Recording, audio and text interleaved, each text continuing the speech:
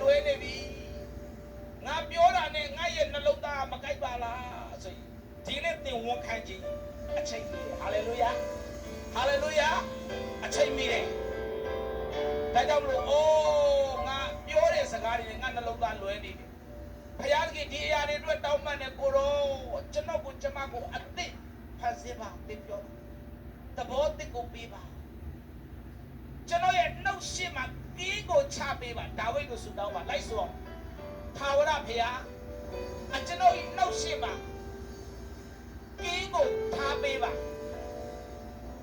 ဆာလန်စီယာဆုတောင်းတာပြည့်သူ့နှုတ်ကိုသူသိတယ်မလားသူ့နှုတ်ကိုသူသိတယ်သူမနိုင်ဘူးသူဆုတောင်းတယ်နှုတ်ရှိမှကင်းကိုထားပေးပါဖယားကြီးကျွန်တော်နှလုံးသားကိုစစ်ဆေးပါ